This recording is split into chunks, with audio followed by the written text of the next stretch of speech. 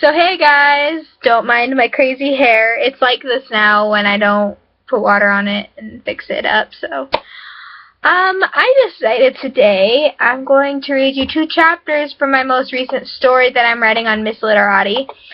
I'm kind of into this story, like, I'm having so much fun writing it, and I thought I'd read you the first 2 chapters because I feel like narrating it to somebody. I'll read you the kind of, summary, I guess. And, I will put the link in the description to the story because I love writing this story. Like, I have a bunch of other stories on my profile that I'm in the middle of writing, but this one I'm kind of excited about because, it just seems like something people would read now, because in my school there are people reading books like this all the time. So here is the summary. Deandra has a power like no other being on Earth. She was born on the dawn of the demons. The dawn of the demons is one moment in every 1,000 years. In that moment, more evil is released into the world. It's like an evil renewal. When Deandra was born, all the evil released was absorbed in her. She has grown up a normal girl, but when she hits 16, her dark side will take over at midnight. Nothing can save her, at least that's what we are made to believe. Now here's the first chapter. Michael and Rachel Greenlee were quietly resting in the living room watching a TV show. All was well. Rachel was 9 months pregnant with a baby girl whom she was going to name Deandra. Michael and Rachel were prepared, but they knew something was going to go wrong. They were afraid. The dawn of the demons was approaching, and they were terrified of Deandra being born during that time. Only 3 other people have been born during this time, and this computer literally sucks because it keeps bringing up ads that replace the web page I'm on. So hold on. Gotta wait for this to work again. Yep, you suck, computer. You know it too. Okay, anyways. Michael and Rachel were prepared, but they knew something was going to go wrong. They were afraid. The dawn of the demons was approaching, and they were terrified that Deandra was going to be born during that time. Only 3 other people have been born during that time. At midnight of her 16th birthday, at midnight of their 16th birthday, they all went dark. Their souls completely erased in the uprising of evil. The only solution was to kill them. The only people who could do it were their parents, because no one else can know about them. If any other human being knew about the dark side, they would be the first targeted by the person consumed by the evil. The only people who can know about the dawn of the demons' curse are the people who can cross over to the other side. It just so happens that Michael and Rachel are both children gifted with the ability, due to they were both born dead. Somehow they survived. The gift means you can cross over any time you want for whatever reason. The knowledge about the dawn of the demons is pretty much burned into their brains. The dawn of the demons happens every 1,000 years. Well, that evening, Michael and Rachel were sitting and watching TV. Was that 1,000-year anniversary. Rachel went into labor. She knew that there was no stopping fate. She was going to have to kill her daughter someday, and she didn't. If she didn't, she would destroy the world. As a cross, she is not allowed to let that happen. It's like being guardian angels of the world.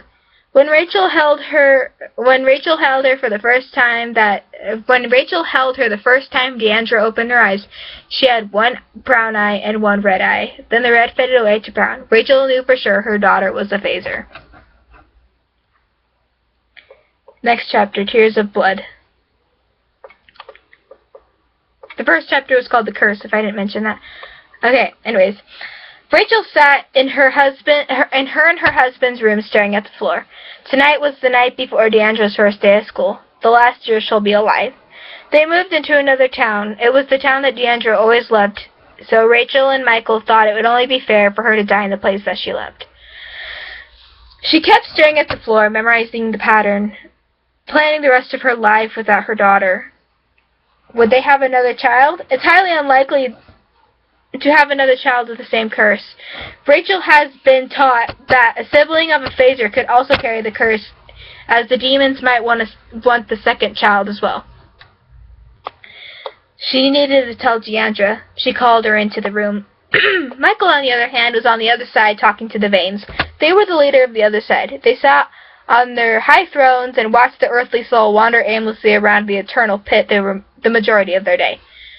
Michael, I'm sorry, but there is no cure to the curse, Darius shouted. And why not? You guys are the highest, mightiest beings to ever exist. You can do something, I'm sure. Euler shook his head in disappointment. Well, it doesn't work that way, Michael, Euler said with a sigh. Michael stomped his foot and threw his hands in the air. Yeah? Well, why not? You must know who or what created this curse. I'm pretty sure you can figure out how to fix it. After all, you do contain all knowledge, or have I been taught wrong? Vapor, the last one of the Vanes, shook her head. Michael, honey, I know you love your daughter with all your heart and soul. You and your wife, but there's nothing you can do. We can't disclose this information about the curse to a cross. All we can say is we can't do anything like the rest of the crosses. You have to keep like the rest of the crosses, you have to keep the world safe. The thing you must do to keep the world safe is bring your daughter to us so we can destroy her soul. Or what has taken over her soul anyways.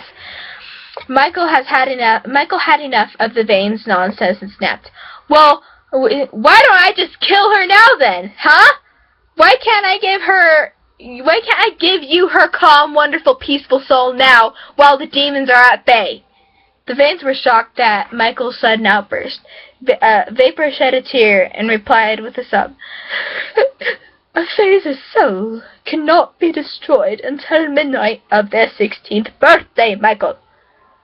No matter who or what tries to kill her before that, she will not die. Her soul is indestructible. Go ahead, blow her up, shoot her, stab her, strangle her. She will live. We can't even destroy her. Now, go back to Earth. It's almost 11 o'clock where you are. You, Rachel, and Deandra need to sleep. Michael frowned with anger and sadness as he transported through dimensions back to Earth an hour earlier. Hey, Mom, what you need? Deandra said with her cheeriest voice in a sea smell. Come sit, sweetie, Rachel said with a straight, dead tone. Deandra walked in the room and sat next to her mom on the bed. Rachel continued speaking in a boring tone. Deandra, your father and I are special people. We were born with the ability to cross over the other side. We are what you would call crosses. We are kind of like guards of the earth. We had to battle every evil to keep Earth's soul safe. On the day you were born was the dawn of the demons. At every 1,000 years, demons are released into the mortal world to replenish of evil.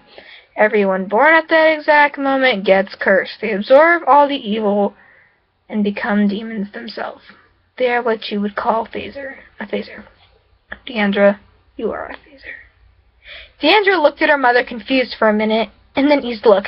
But Mom, what's so bad about that? I'm like the hero, right? I mean, I sponged up all the evil, so it wasn't renewed for another 1,000 years. Rachel laughed.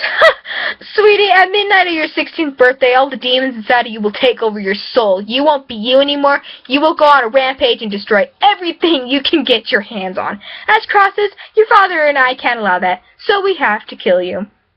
Rachel pulled out a knife and stood up in front of Deandra and put the tip of the knife on her nose. I'm sorry, baby. Nothing personal. Deandra began crying very loud as waterfalls of tears began running down her face. Though her tears were not tears, they were tears of blood. Rachel lifted the knife and tried to plunge it into Deandra's chest when Michael suddenly appeared in the room. As soon as the knife touched Deandra, Rachel was shot backwards by a force from Deandra.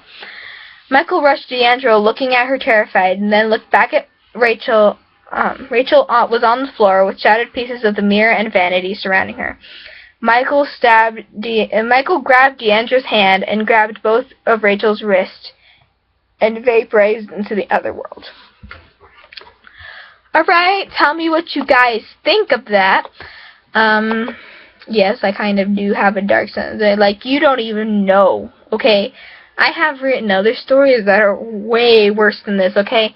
I just can't post them on Miss Literati because I'll probably get banned. So, I'll put the link in the description. Feel free to read the rest of it after that. But, there's the first 2 chapters, and just comment what you think, comment suggestions. I will take in the ones that I think would fit best, you know. Just tell me what you guys think. Alright? Thanks. Bye.